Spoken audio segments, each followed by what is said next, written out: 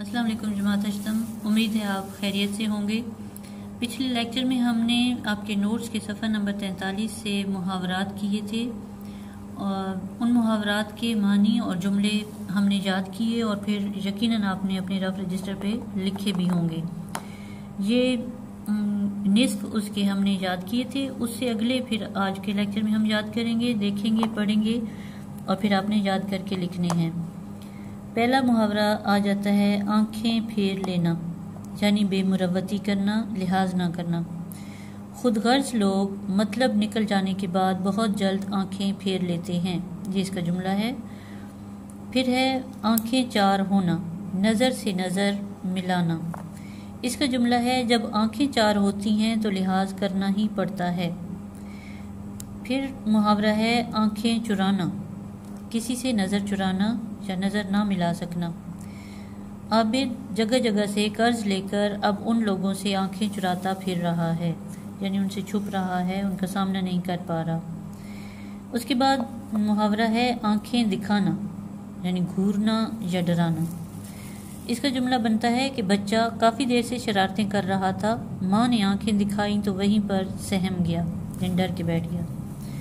आंखें सफ़ेद होना, इसका मतलब है बीनाई जाते रहना। इसके लिए भी शेर लिखा हुआ है, आंखें बरंगे नक्शे कदम हो गईं सफ़ेद, इससे ज़्यादा खाक करूं इंतज़ार ख़त्म। इसके लिए मैंने जुमला बनाया है जो कि हज़रत यूसुफ़ और हज़रत याकूब के बारे में है। हज़रत यूसुफ़ अलैहिस्सलाम की याद में रोते रोते हज़रत याकूब अलैहिस्सलाम की आंखें सफ़ेद हो गईं।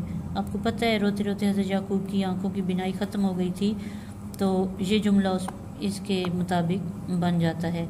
आप शेर याद कर लें या जुमला, आपकी मर्ज़ी है।